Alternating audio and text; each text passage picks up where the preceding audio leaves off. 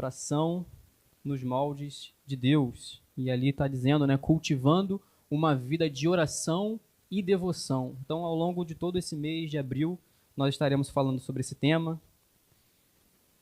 E começando por hoje, não poderíamos começar melhor, não poderíamos começar de outra forma, senão aprendendo com Jesus como nós devemos orar. Ele nos deu um modelo de oração. Então eu quero pedir para você abrir sua Bíblia comigo no Evangelho de Mateus, capítulo de número 6, para nós aprendermos um pouquinho mais sobre a oração do Pai Nosso. Evangelho de Mateus, capítulo 6, a partir do versículo 5.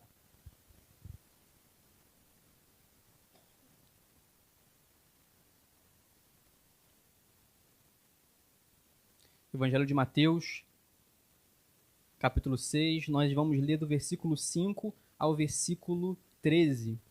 E que não só a sua Bíblia esteja aberta, mas também o seu coração, seus ouvidos, a sua mente, para a gente ouvir e entender o que o Espírito Santo tem para falar aos nossos corações e que, mais importante, a gente venha colocar em prática em nossa vida aquilo que nós estamos aprendendo.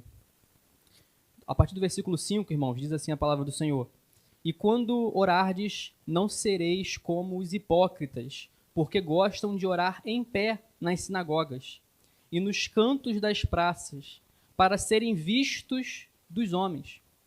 Em verdade vos digo que eles já receberam a recompensa.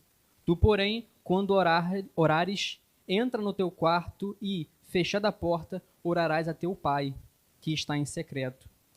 E teu Pai, que vê em secreto, te recompensará. E orando, não useis de vãs repetições, como os gentios, porque presumem que pelo seu muito falar serão ouvidos. Verso 8. Não vos assemelheis, pois, a eles, porque Deus, o vosso Pai, sabe o de que tendes necessidades, antes que lhe o peçais. Versículo 9. Portanto, vós orareis assim: Pai nosso que estás nos céus, santificado seja teu nome. Venha o teu reino, faça-se a tua vontade, assim na terra como no céu. O pão nosso de cada dia dá-nos hoje, e perdoa-nos as nossas dívidas, assim como nós temos perdoado aos nossos devedores. E não nos deixeis cair em tentação, mas livra-nos do mal, pois teu é o reino, o poder e a glória para sempre. Amém. Amém, irmãos? Como vai a sua vida de oração? Você tem orado muito ou você tem orado pouco? Você tem orado bem ou tem orado mal? Será que você tem orado da maneira correta ou de uma maneira equivocada? Existe uma canção gospel que no seu início diz assim: Deus não rejeita oração. Deus não rejeita oração. Algumas pessoas vão dizer também o seguinte: não existe jeito certo ou jeito errado de orar. Não existe jeito certo ou errado para se falar com Deus.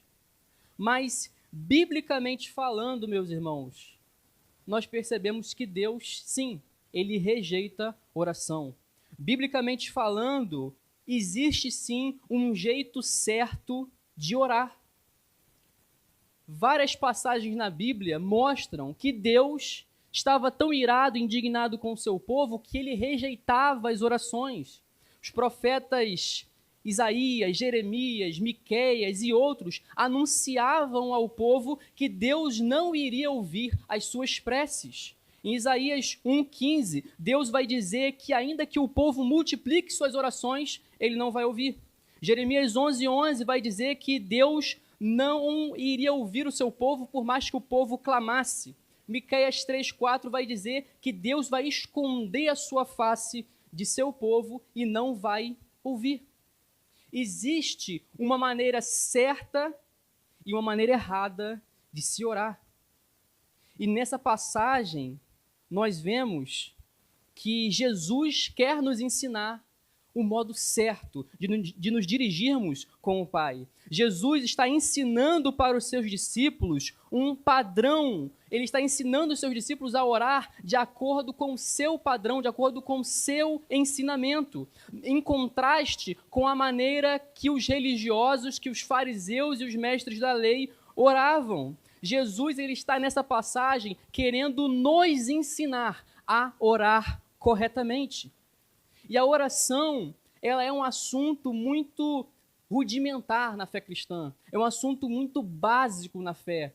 No entanto, por ser um assunto de extrema importância, nós devemos relembrar o que é a oração, nós devemos nos aprofundar sobre o que é a oração, porque a palavra nos mostra que nós temos que orar sem cessar. A palavra nos mostra que nós temos que orar uns pelos outros. A palavra diz que a oração de um justo é muito eficaz, ela pode muito em seus efeitos. A palavra de Deus vai dizer que Deus também ouve as nossas orações.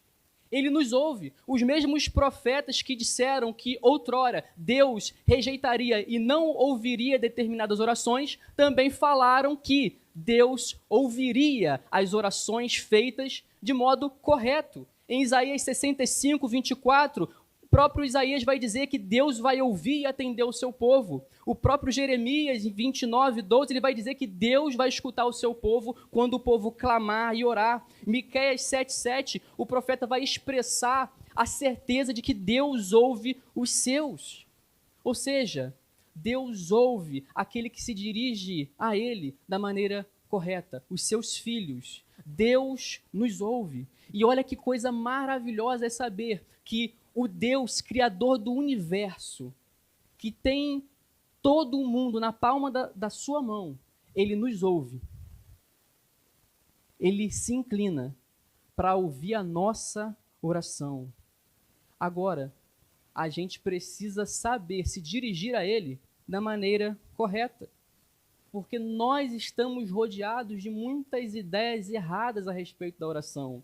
Nós estamos rodeados de pensamentos equivocados a respeito da oração. Do mesmo os bastidores de Deus não rejeita oração, nós ouvimos que a oração ela é a chave da vitória. A oração é a chave da conquista. Eu pergunto para você, meu irmão, a oração é a chave da vitória? A oração é a chave da conquista? Sim, é.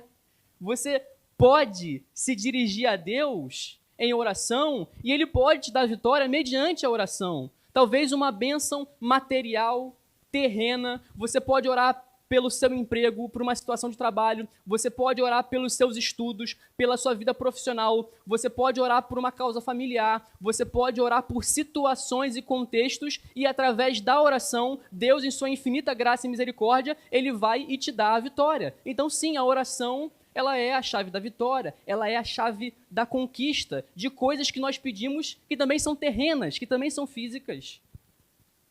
Porém, por mais que petições façam parte de uma oração, isso está muito longe de ser o seu principal propósito.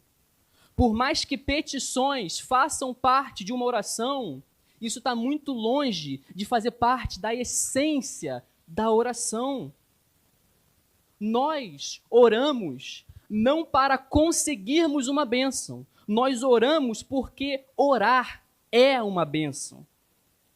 Orar já é uma bênção. E nessa passagem, Jesus, ele quer nos mostrar a verdadeira essência da oração. Ele quer estabelecer princípios e fundamentos antes de ensinar o seu modelo de oração. Por isso que ele primeiro vai fazer um contraste com a oração dos religiosos. No versículo 5, você percebe que os fariseus, eles estavam tratando a oração como um ato público, como um espetáculo diante dos homens, para que os homens pudessem ver a sua santidade. Mas Jesus, em contraste com esse tipo de oração, Jesus estabelece no versículo 6 que a oração ela deve ser feita no íntimo e no privado com Deus.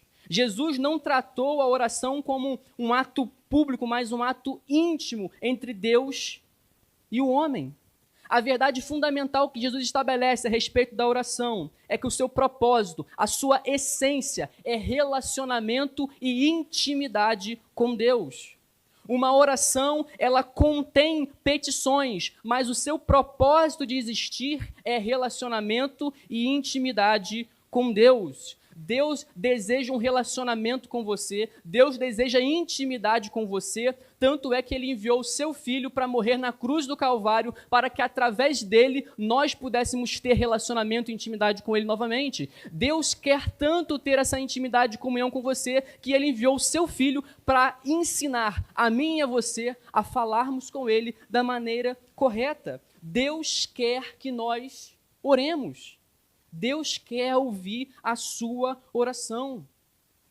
E após Jesus estabelecer essa verdade fundamental, que a oração tem a ver com intimidade, que a oração tem a ver com propósito, então nós nos deparamos com a oração do Pai Nosso, um modelo que Jesus deixou para mim, um modelo que Jesus deixou para você.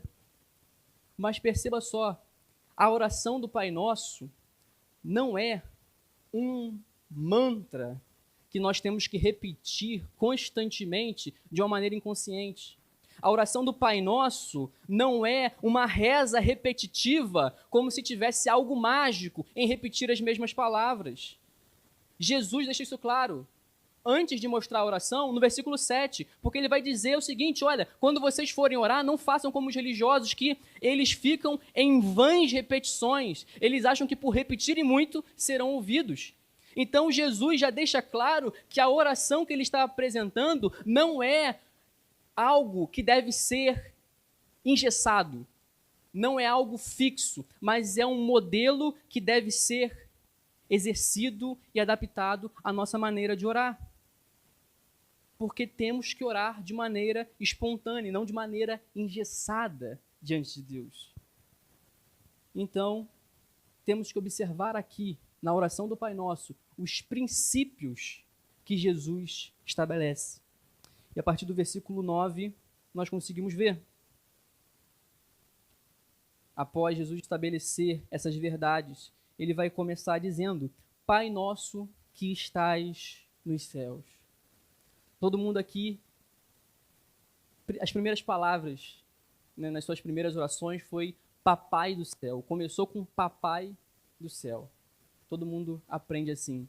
E essa é uma palavra tão simples, mas teologicamente falando, tem uma riqueza muito profunda em você chamar Deus de Pai.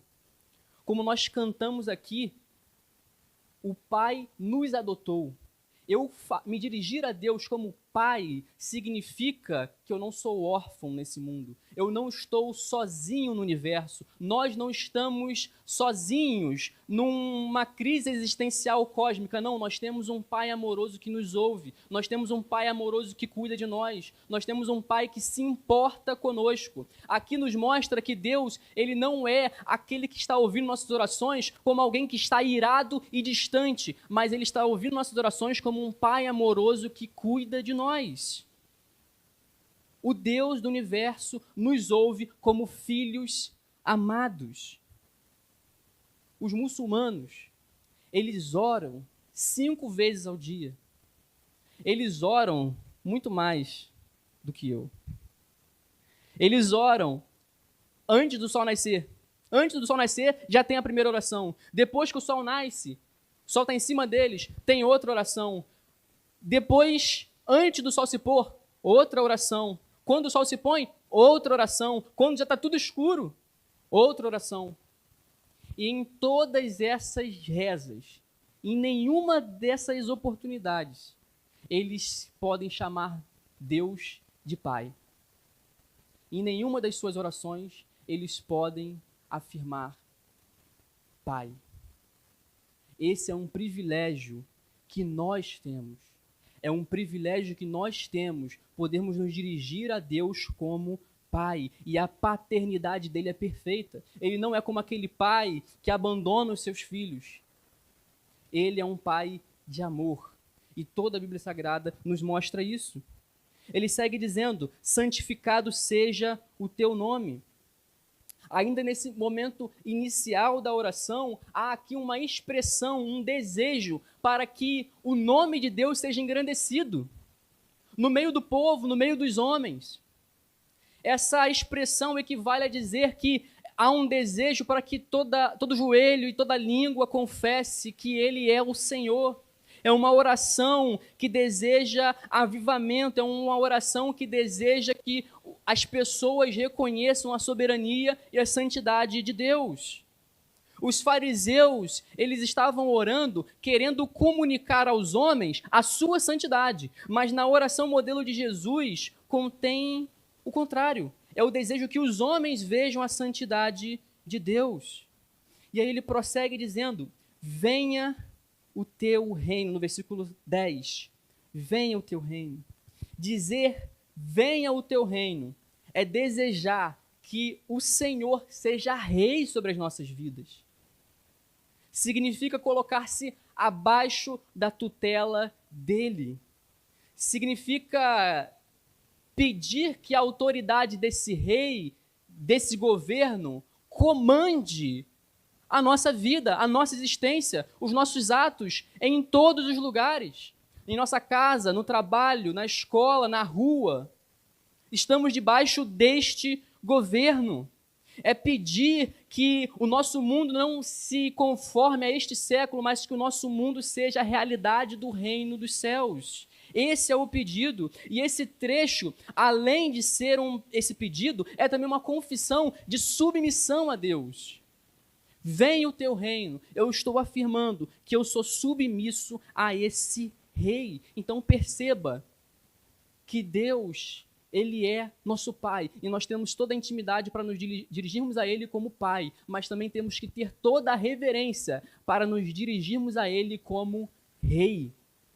Ele é o Rei das nossas vidas, Ele é Senhor das nossas vidas, Ele é nosso Pai e Ele é o nosso dono. Tem muitas pessoas que se ressentem ao ouvir dizer que nós somos escravos de Cristo. Mas o termo no grego é exatamente esse. Não é, Tiago? Me corrija se eu estiver errado. Doulos. Nós somos escravos de Cristo. E o escravo não faz aquilo que ele deseja. O escravo faz o que o Senhor pede. E assim deve ser em nossas vidas. Nós devemos nos colocar debaixo da autoridade de Deus. A oração é nos colocarmos debaixo do seu jugo, reconhecendo que Ele é melhor e Ele governa as nossas vidas, que nós somos dele. Oração é, então, submissão ao reino de Deus. Por isso, o que se segue é, seja feita a tua vontade. Ele é o rei, a vontade dele é que deve prevalecer, a vontade de Deus deve prevalecer na sua vida. Seja feita a tua vontade. E aqui nós chegamos a um ponto que pode ser bem explorado nessa oração modelo de Jesus. Seja feita a tua vontade. A oração não é uma tentativa de nós mudarmos a vontade de Deus, mas a oração é para nós nos conformarmos à vontade dele. No Getsêmani, Jesus ele orou dizendo, Pai, se possível, passe de mim esse cálice, contudo, seja feita a tua vontade. Essa é uma oração madura. Essa é uma oração de um crente forte. Sabe por quê? Porque oração forte não é aquela que você dá ordem para Deus fazer tal coisa. Oração forte não é aquela que você determina que algo aconteça no mundo espiritual. Oração forte não é aquela em que você traz para a existência as coisas que ainda não são. Não. A oração forte é aquela que você afirma, seja feita a tua vontade e não a minha. Oração forte é aquela que você se coloca como servo e não quando você trata Deus como se Ele fosse o seu servo. Oração forte é aquela que você se submete a Deus. A oração forte é aquela em que você se encontra fragilizado diante de Deus. As nossas orações em que nós nos sentimos mais fracos e mais fragilizados, com certeza, essas são as que sobem ao trono de Deus com um aroma mais suave. as orações que você considera que são as orações mais sujas que você fez na sua vida, essas orações sobem a Deus com um aroma agradável. Porque Deus, Ele quer você quebrantado e fragilizado diante da presença dEle. Prova disso, a oração do publicano e do fariseu. Os dois foram ao templo orar. Um orou dizendo: Senhor, obrigado porque eu não sou como esse publicano. Eu dou o dízimo de tudo que eu tenho. Eu faço caridade. Eu sou santo, obrigado, meu Deus. E o publicano, ele só sabia bater no peito e dizer: Senhor, me perdoa porque eu sou um pecador. Deus quer te ver fragilizado diante dele.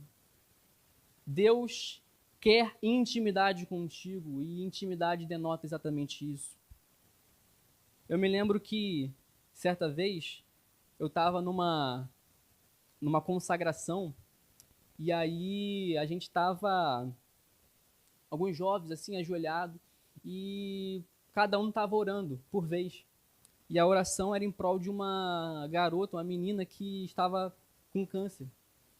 E aí todo mundo foi orando e foi chegando minha vez de orar. E aí todo mundo orou, né, pedindo a Deus assim, ou ordenando a Deus para que curasse ela. E aí quando chegou na minha vez, eu fiz um pedido que na hora eu falei assim: caramba, que oração estranha que eu fiz. Acho que todo mundo pensou alguma coisa errada, porque eu falei assim: Deus, se possível, cure ela. Se possível, cure ela. E depois que eu orei isso, eu saí de lá pensando: caramba, se possível, cure ela. Acho que o pessoal deve ter pensado: pô, será que Eliel acha que Deus não tem poder para curar? Se possível. Só que eu estava me referindo à vontade dele. Se possível, seja feita a tua vontade. E eu orei dessa forma e fiquei pensando nisso. Depois o líder dessa jovem chegou e falou para mim, né, infelizmente ela veio a falecer, e o líder dessa jovem chegou para mim e basicamente deu a entender que essa doença que ela foi acometida trouxe ela para perto de Deus. Porque ela estava rebelde, estava distante do Senhor, e aquela doença trouxe ela para perto de Deus. Às vezes pode ter parecido uma oração muito fraca, porque eu não mandei em Deus, não mandei Deus fazer isso ou aquilo. Mas a oração que Jesus nos ensina é: seja feita a tua vontade. E tem que ter mais fé para dizer seja feita a tua vontade do que para dizer Senhor, faça isso ou faça aquilo.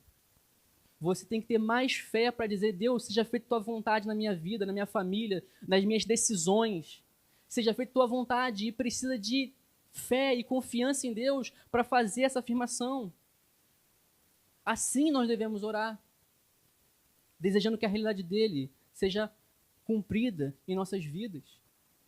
Perceba, meus irmãos, até esse momento,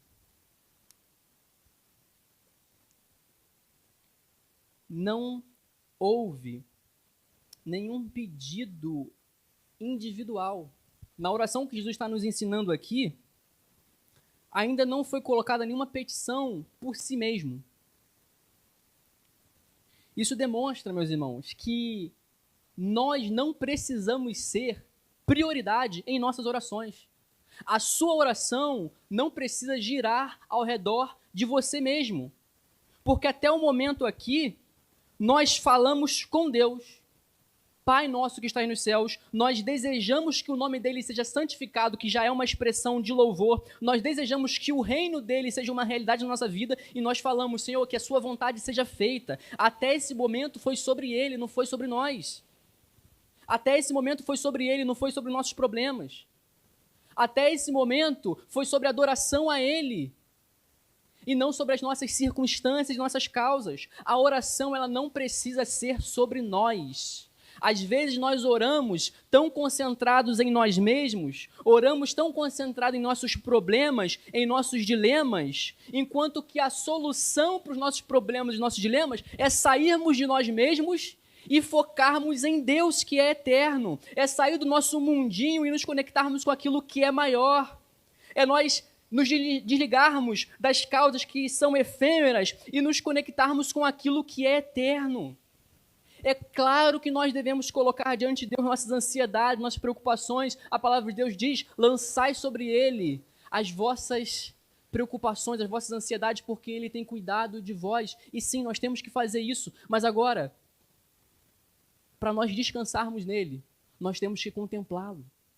E a oração do Pai Nosso, ela começa contemplando Deus, contemplando a sua santidade, contemplando a sua soberania. A sua oração não pode começar a partir dos seus problemas. Se dirija a Deus, contemple quem Ele é primeiro.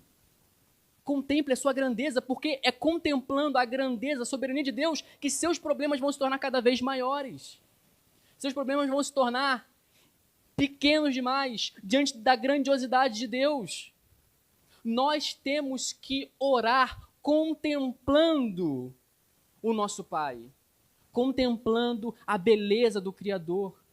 Porque se orarmos falando apenas de nós mesmos, de nossos problemas, colocando nossos problemas, nossas preocupações diante de Deus, pode ser que você saia da sua oração e você só falou com Deus dos seus problemas. Tudo bem, você tem que fazer isso, mas agora a oração vai além disso. Nós precisamos também orar em adoração, nós precisamos também orar em contemplação a Deus, porque senão fica algo incompleto. E a solução para você se livrar desse peso dos seus problemas é justamente contemplando Ele, contemplando quem Ele é. Deus deve ser o centro da nossa oração. A causa do Evangelho deve ser o centro da nossa oração. Nós temos que orar não só por nós mesmos, mas pela igreja, pelas pessoas, pelo Evangelho, pelo mundo, por essa geração que agora se inicia, cheia de novos desafios. Temos que orar em tempo e fora de tempo. Há um teólogo que diz: orar, orar e orar, até começar a orar de verdade. E aí sim, depois desse início, onde nós falamos de Deus, contemplamos Ele, aí no versículo 11 tem um primeiro pedido em causa própria, primeiro pedido individual, no versículo 11, que é: o pão nosso de cada dia, dá-nos hoje. O pão aqui representa as nossas necessidades básicas. O pão é aquilo que é básico, suficiente. E é interessante a gente observar que Jesus está nos ensinando a pedir pelo necessário, pelo pão e pelo pão de cada dia. Com certeza não é errado você pedir prosperidade a Deus. Não é errado você pedir a Deus pão e pão em abundância. Porém, o que Jesus está nos ensinando aqui é que nós não devemos estar preocupados com essas coisas quando estamos diante dele. Porque, segundo o que ele próprio diz, basta cada dia o seu mal.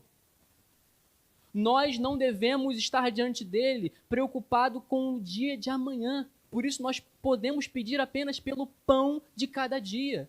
Ele disse: olhe para os passarinhos. Deus cuida deles. Será que Ele também não vai cuidar de vocês? Portanto, não andeis ansiosos com o dia de amanhã. Isso tudo para nós termos certeza que o nosso Pai está cuidando de nós em cada detalhe. Segundo lugar, esse pedido também demonstra que nós reconhecemos Deus como nosso provedor. O pão nosso de cada dia nos dá hoje. Eu estou reconhecendo Deus como provedor. O pão que está sobre a minha mesa veio de Deus. O salário que me sustenta veio de Deus. O emprego que Deus me deu veio de Deus. Tudo vem dele. Portanto, nós não podemos reclamar do salário que Deus nos dá. Nós não podemos reclamar da provisão que Deus nos dá. Nós não podemos reclamar do pão que Ele coloca sobre a nossa mesa, porque veio dele. Veio dele. Ele tem nos sustentado. E nós devemos o quê? Agradecer. Sermos gratos. E aí é um ponto interessante, porque na oração modelo de Jesus, nós não vemos um espaço reservado a agradecer. No entanto, uma rápida leitura dos evangelhos nos mostra que Jesus sempre, ao partir do pão, ele dava graças. Ele agradecia. Nós temos que agradecer pelo muito ou pelo pouco. Nós temos que agradecer pelo sustento que Deus nos dá. E nós temos que treinar o nosso olhar, ou reeducar o nosso olhar para essas questões, porque muitas vezes nós nos acostumamos com as bênçãos que Deus tem nos dado. E se não vigiarmos, começamos a reclamar daquilo que um dia pedimos a Deus. Versículo 12.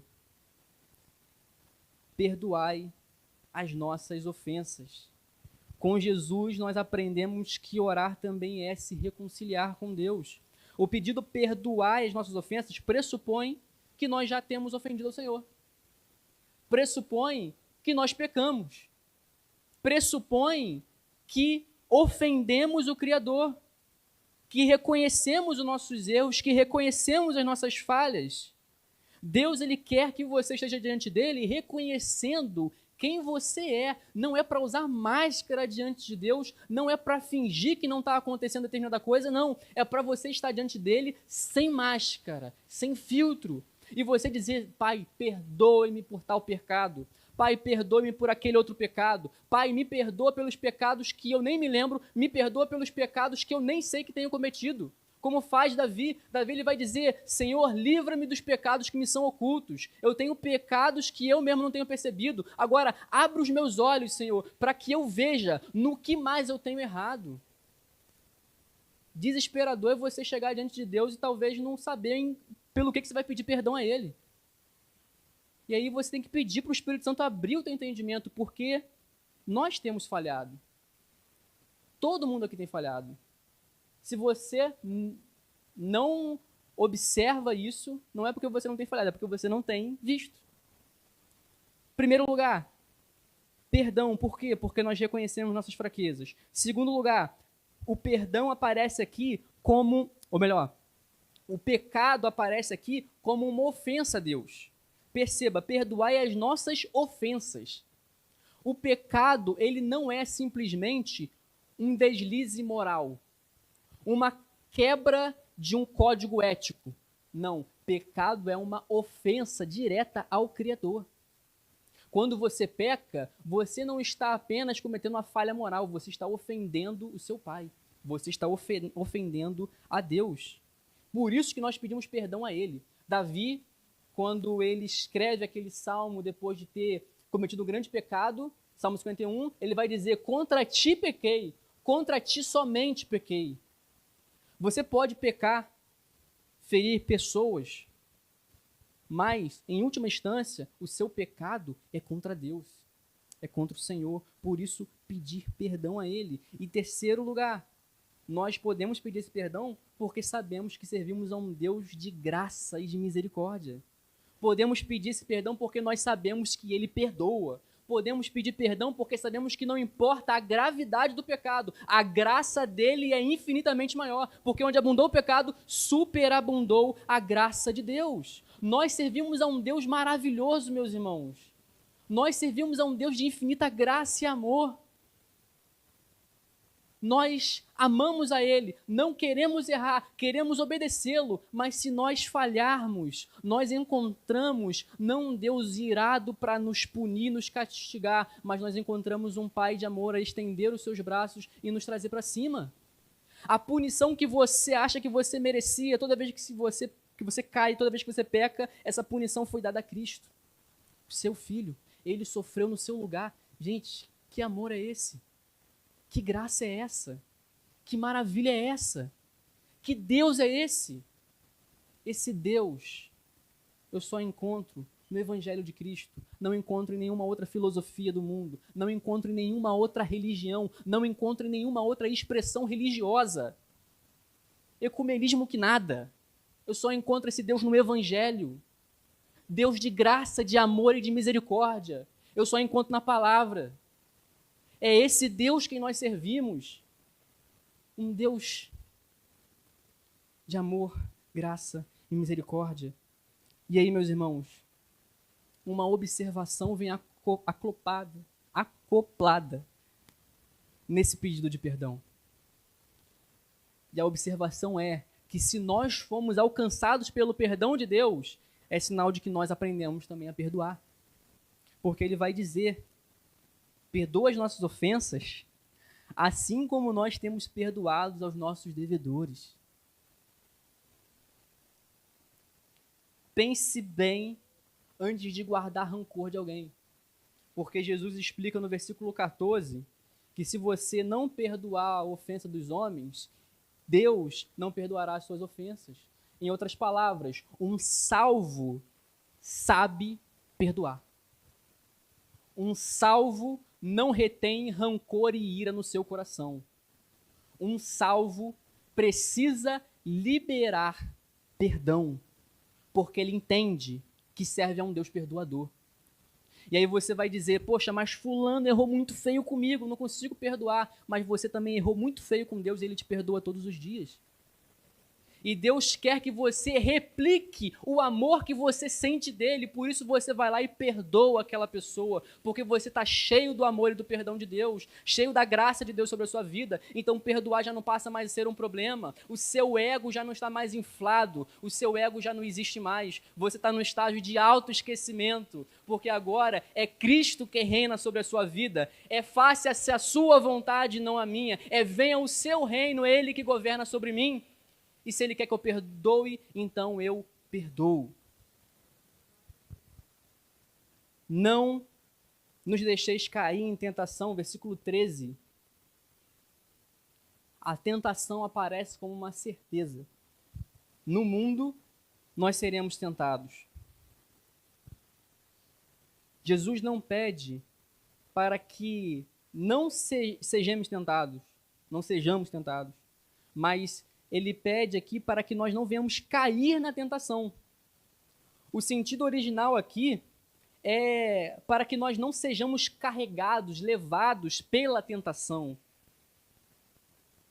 Nós que temos uma natureza adâmica, caída, é certo sermos tentados. Você passa por tentações no seu trabalho. Talvez falar mal daquela pessoa chata. Você passa por tentações na sua casa. Talvez brigar com seu marido, brigar com sua esposa, porque não lavou a louça ou deixou a toalha na cama. Você passa por tentações na rua, no troco que vem a mais, naquela situação em que você se deu bem, mas você sabe o que é errado. Nós passamos por tentação o tempo todo porque servimos a Deus e estamos no mundo corrompido. A tentação é uma realidade.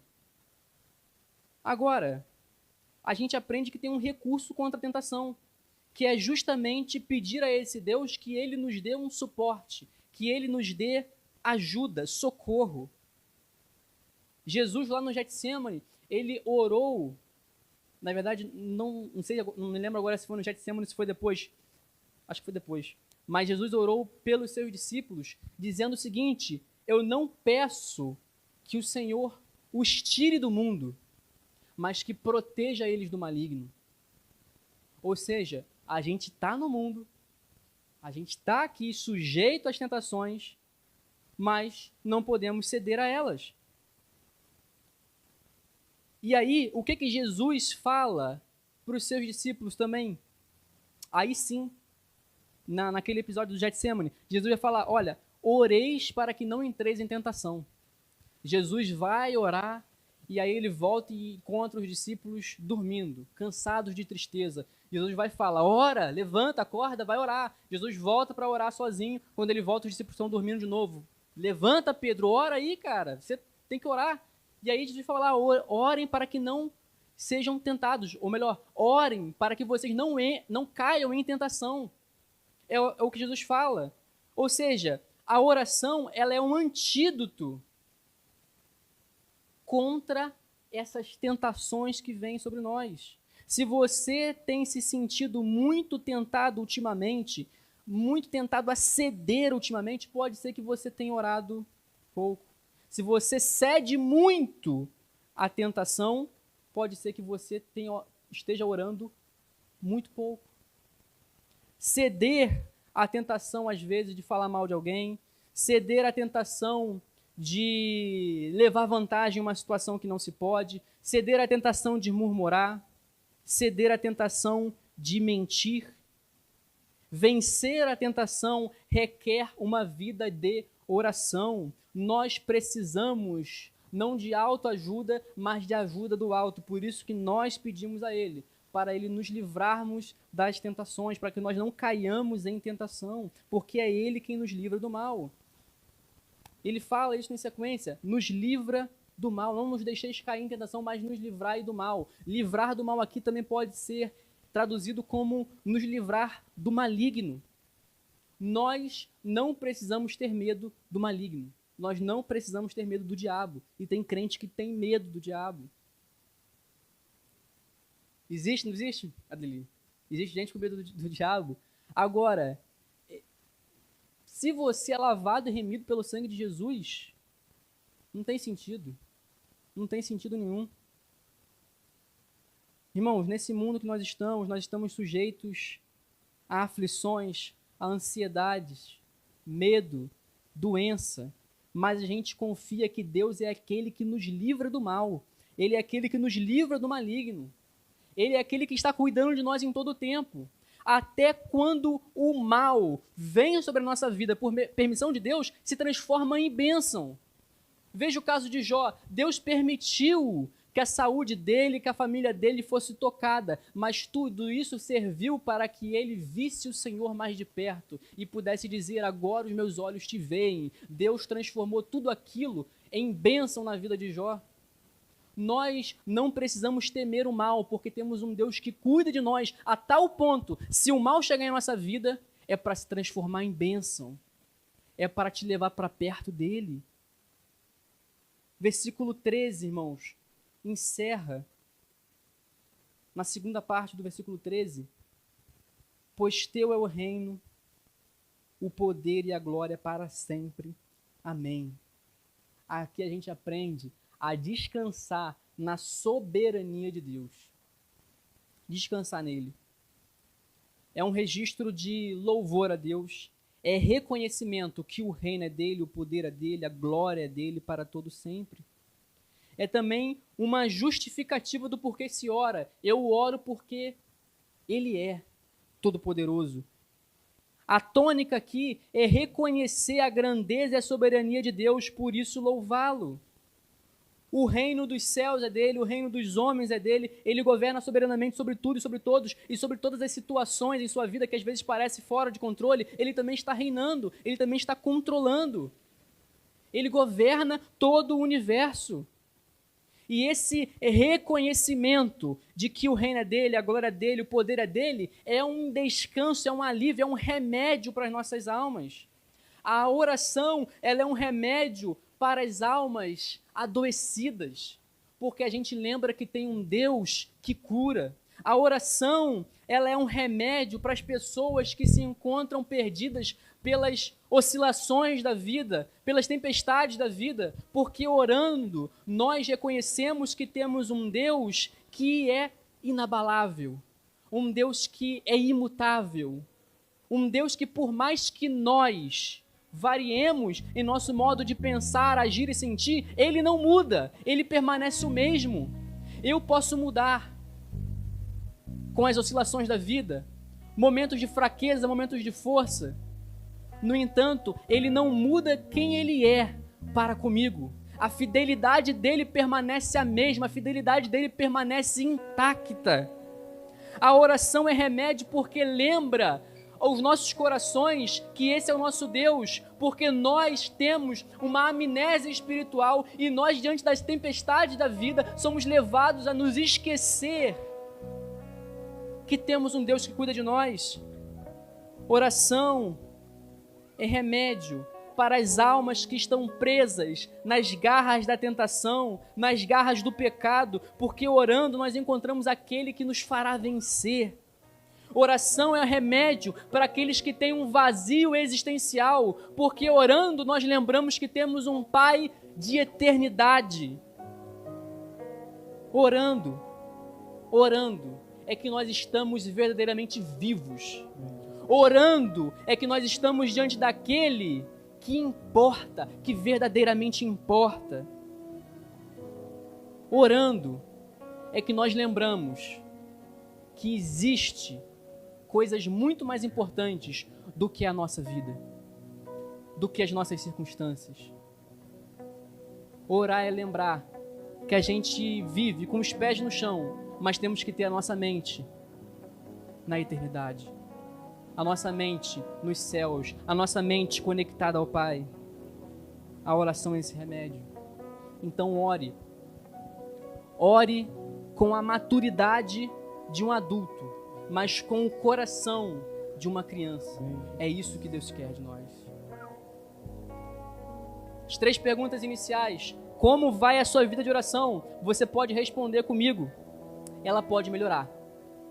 Independente, ela pode melhorar. Você tem orado muito ou tem orado pouco? A sua resposta é: posso orar mais do que eu já tenho orado. Eu posso orar mais. Você tem orado da maneira correta? Sua resposta vai ser: posso orar da maneira que agrade mais o meu Senhor, porque Ele deixou um modelo para isso.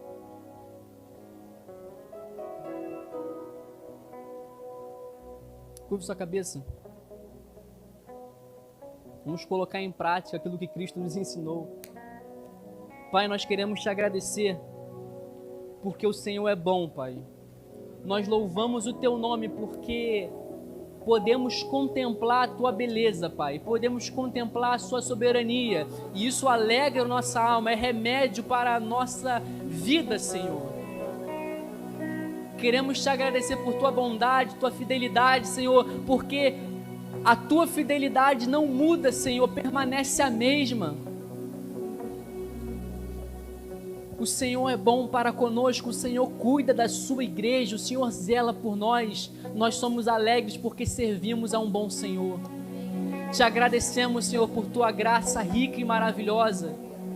Queremos te pedir, Deus, que o nosso entendimento acerca da Tua bondade possa se ampliar cada vez mais, Senhor. Como Paulo ora aos Efésios, pedindo que o entendimento deles a respeito da Tua graça cresça mais e mais, que possamos expandir o nosso conhecimento, Deus, sobre a Tua maravilhosa graça e assim rendermos louvores diante de Ti cada vez mais, Senhor. Que a nossa vida seja uma expressão da Tua glória, Senhor, no nosso trabalho, Senhor, na nossa casa, Deus, na rua, Senhor, nos nossos relacionamentos, Pai, que seja a expressão da Tua bondade, que a Tua graça que inundou nossos corações possa sair, Deus, para fora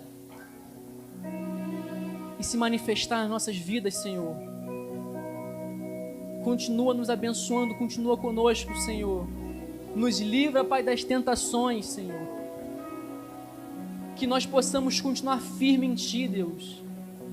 Que o Senhor possa perdoar as nossas ofensas, os nossos pecados, porque nós sabemos que somos falhos, nós sabemos que não somos merecedores do Teu amor, nós sabemos, Deus, que pecamos por atos, atitudes, palavras e pecamos por omissão. E nós queremos colocar a nossa vida diante de Ti, nós queremos colocar os nossos pecados diante de Ti e pedirmos perdão, Senhor.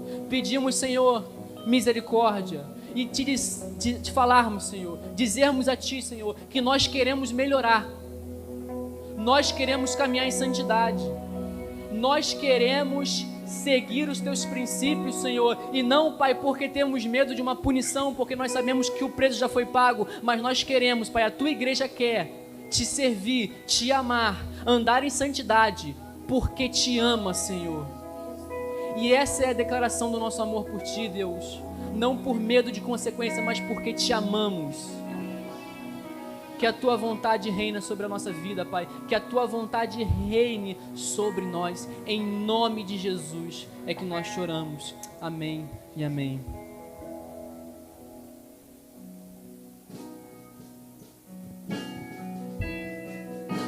Você pode se colocar de pé, amém?